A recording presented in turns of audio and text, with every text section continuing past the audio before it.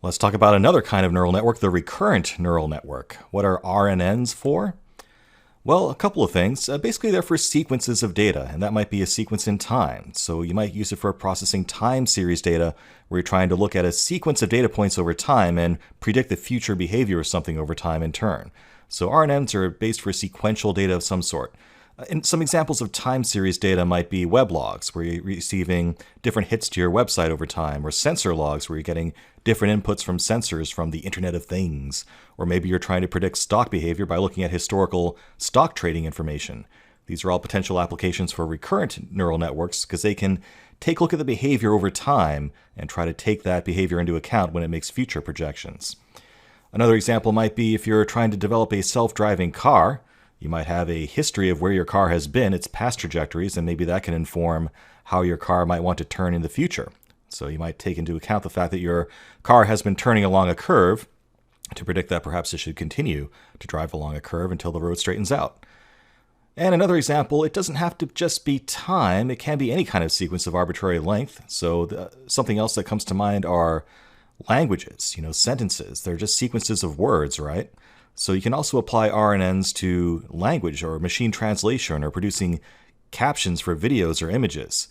These are examples of where the order of words in a sentence might matter, and the structure of the sentence and how these words are put together could convey more meaning than you could get by just looking at those words individually without context. So again, an RNN can make use of that ordering of the words and try to use that as part of its model. Another interesting application of RNNs is machine-generated music. You can also think of music sort of like text, where instead of a sequence of words or letters, you have a sequence of musical notes. So it's kind of interesting. You can actually build a neural network that can take an existing piece of music and sort of extend upon it by using a recurrent neural network to try to learn the patterns that were aesthetically pleasing to the music in the past. Conceptually, this is what a single recurrent neuron looks like in terms of a model. So it looks a lot like an artificial neuron that we've looked at before. The big difference is this little loop here, okay? So now, as we run a training step on this neuron, some training data gets fed into it, or maybe this is an input from a previous layer in our neural network, and it will apply some sort of step function after summing all the inputs into it. In this case, we're going to be drawing something more like a hyperbolic tangent because mathematically we want to make sure that we preserve some of the information coming in more of a smooth manner. Now, usually we would just output the result of that summation and that activation function as the output of this neuron, but we're also going to feed that back into the same neuron. So the next time we run some data through this neuron, that data from the previous run also gets summed in to the results. Okay, so as we keep running this thing over and over again, we'll have some new data coming in that gets blended together with the output from the previous run through this neuron, and that just keeps happening over and over and over again. So you can see that over time, the past behavior of this neuron influences its future behavior, and it influences how it learns. Another way of thinking about this is by unrolling it in time. So what this diagram shows is the same single neuron, just at 3 different time steps. And when you start to dig into the mathematics of how RNNs work, this is a more useful way of thinking about it. So if we consider this to be time step 0, you can see there's some sort of data input coming into this recurrent neuron, and that will produce some sort of output after going through its activation function. And that output also gets fed into the next time step. So if this is time step 1 with this same neuron, you can see that this neuron is receiving not only a new input, but also the output from the previous time step. And those get summed together, the activation function gets applied to it, and that gets output as well.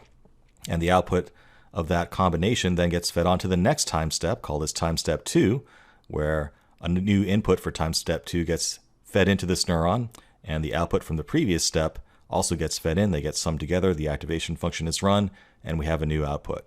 This is called a memory cell because it does maintain memory of its previous outputs over time. And you can see that even though it's getting summed together at each time step, over time those earlier behaviors kind of get diluted, right? So, we're adding in that time step to that time step, and then the sum of those two things end up working into this one. So one property of memory cells is that more recent behavior tends to have more of an influence on the current behavior that you get out of a recurrent neuron. And this can be a problem in some applications. So there are ways to work against that we can talk about later. Stepping this up, you can have a layer of recurrent neurons, so you don't have to have just one, obviously. So in this diagram, we are looking at 4 individual recurrent neurons that are working together as part of a layer.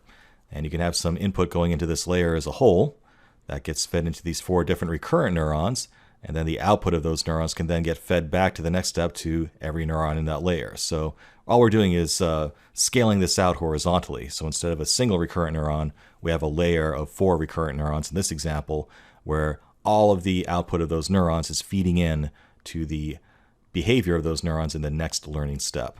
Okay? So you can scale this out to have more than one neuron and learn more complicated patterns as a result.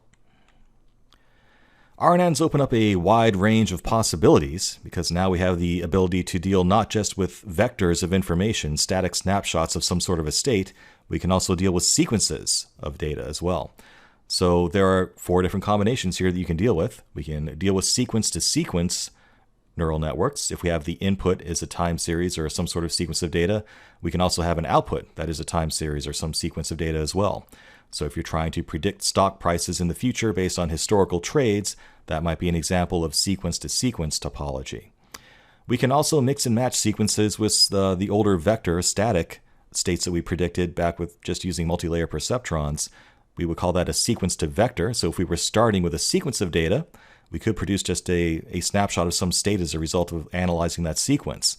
An example might be looking at the sequence of words in a sentence to produce some idea of the sentiment that that sentence conveys. And we'll actually look at that in an example shortly. You can go the other way around too. You can go from a vector to a sequence. So an example of that would be taking an image, which is a static vector of information, and then producing a sequence from that vector, for example, words in a sentence, creating a caption from an image.